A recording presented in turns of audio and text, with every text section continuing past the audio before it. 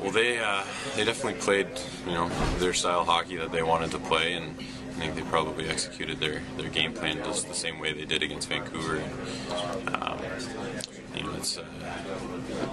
I don't think we got to where we wanted to as a team, as far as working the puck down low and a lot of things that we did to have success throughout the year. So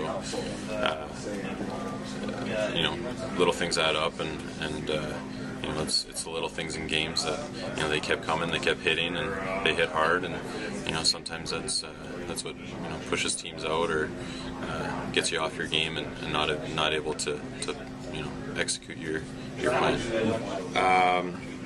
Not really. You kind of just keep going with the flow.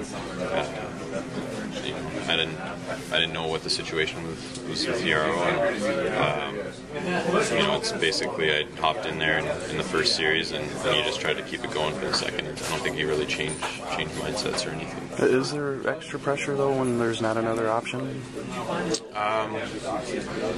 I think as a goalie, and I think myself throughout my career, the most pressure that I've had is what I put on myself. So,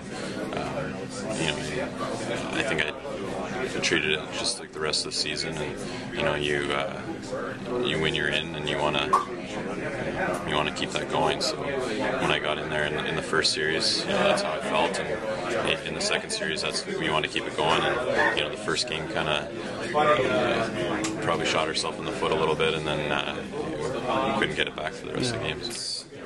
I think in the playoffs, it's hard to go with a tandem. Anyways, it's probably who's hot and who's going in, and I think it doesn't. I don't think anybody that watched our team that we were playing to our ability in the second series, and it's. You try to do the best you can as a goalie in there for the guys, and we just didn't come up with it. What's the lesson you've taken from the 38 regular season games and the 2 series you started in? What's the lesson?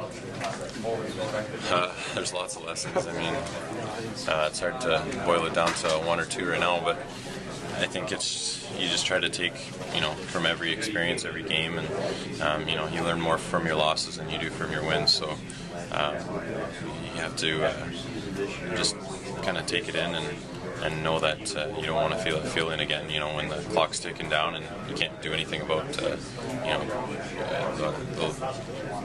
game 4 loss. That's when you really notice it. I think that's what you learn most from it. You don't want to be back in that situation, so you do whatever you can to not repeat it.